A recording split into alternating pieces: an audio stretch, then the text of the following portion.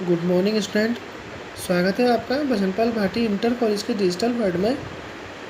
आज का जो हमारा प्रकरण होगा वो हिंदी काव्यखंड से होगा और ये हिंदी काव्यखंड का दूसरा पाठ होगा, पदावली, जो कि मीराबाई द्वारा रचित है। आपको मीराबाई का जो जीवन परिचय है वो अपनी बुक से लिख लेना है। ठीक है, इनकी जो पदावली है उसकी पदों की व्याख्या को मैं आपको समझाऊंगा। ठीक है, तो सबसे पहले समझते हैं पहली ही पदावली को।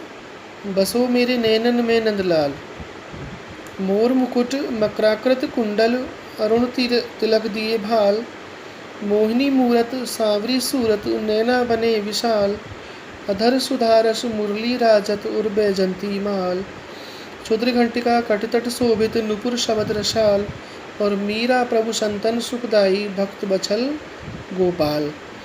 तो प्रिय छात्रों, इसमें मीराबाई ने श्री कृष्ण को यानी श्री कृष्ण की भक्ति भावना की है और उनसे ये प्रार्थना की है कि वो उनके नेत्रों में समा जाएं। यानी ये समझिए कि मीराबाई जी ने श्री कृष्ण की सुंदरता का, उनके रूप सौंदर्य का वर्णन करते हुए उनकी भक्ति भावना की है। तो सबसे पहले इसकी व्याख्या सुनते हैं हम। बसो मेरे नैनन में नंदलाल, नंदलाल का मतलब है नंद के पुत्र यानी भगवान श्री कृष्ण। कह रही हैं कि हे नंद के पुत्र, हे नंद बाबा के पुत्र श्री कृष्ण, आप मेरे नेत्रों में बस जाइए।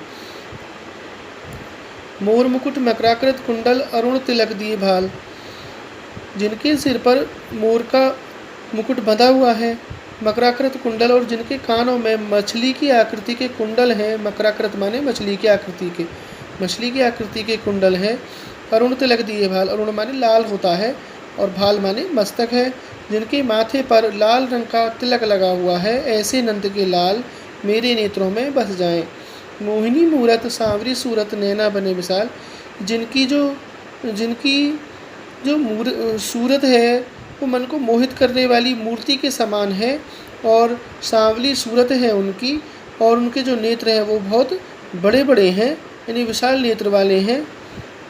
ऐसे अधर सुधारस मुरली राजत उर बैजंती माल, उर माने हृदय होता है, बैजंती माल बैजंती के दानों की, मोतियों की माला होती है। राजत का मतलब है सुशोभित होना। अधर माने होठ होते हैं, सुधा माने अमृत हो गया। अधर सुधारस मुरली राजत उर बैजंती माल, जो अपने बांसुरी से सदैव अमृत को बरसाते रहते हैं, यानी जिनके होठों पर अमृत बरसाने वाली जो बांसुरी है वो सुशोभित होती है, और जिनके हृदय पर यानी वक्ष स्थल पर बैजंती माला लहलहाती रहती, सुशोभित होती है, ऐसे नंद के पुत्र मेरे नेत्रों में बस जाएं। आगे कह रही है, क्षुद्र घंटिका कटितट शोभित नुपुर शबद रसाल, क्षुद्र माने छोटी सी, घंटिका घंटी, कटी माने कमर, तट माने किनारे पर, शोभित और जिनके कमर के किनारे पर यानी जिनकी कमर पर छोटी सी घंटी सुशोभित हो रही है, और पैरों में शबद रसाल यानी मधुर संगीत उत्पन्न करने वाले घुंघरू बंधे हुए हैं। नुपुर माने घुंघरू होते हैं, शबद रसाल मधुर संगीत उत्पन्न करने वाले जो घुंघरू हैं वो बंधे हुए हैं।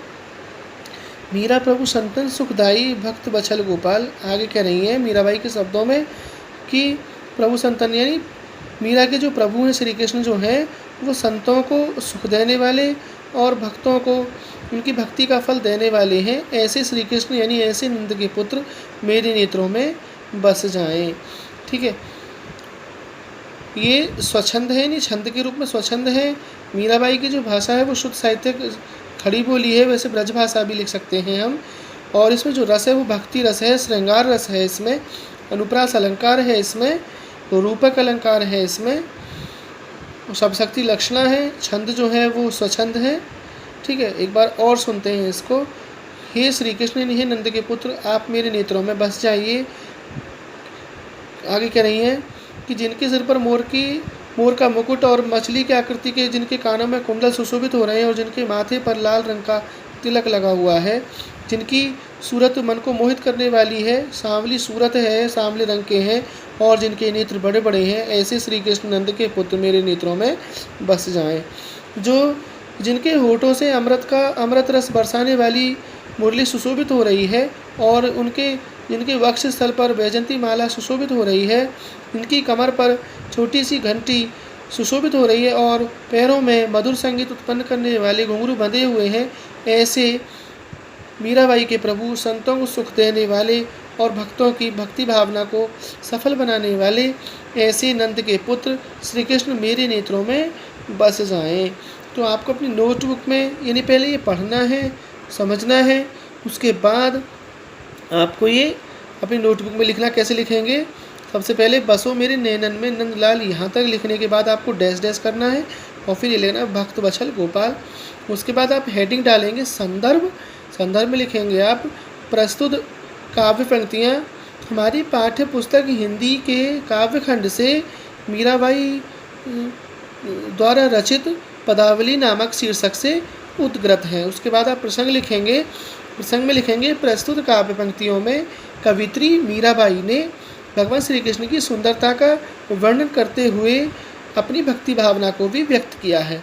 उसके बाद आप व्याख्या डालेंगे। व्याख्या में आपको जो मैंने अभी व्याख्या समझाई है वो आपको व्याख्या लिखनी है और बाद में काव्यगत सौंदर्य की हेडिंग डाल करके जो मैंने इसका काव्यगत सौंदर्य बताया है, रस छंद और अलंकार बताए हैं, वो आपको उनमें लिख देना है और हमारी जो ये पदावली की जो व्याख्या है वो पूर्ण हो जाएगी। अगली वीडियो में मैं अगली व्याख्या समझाऊंगा। तब तक के लिए धन्यवाद।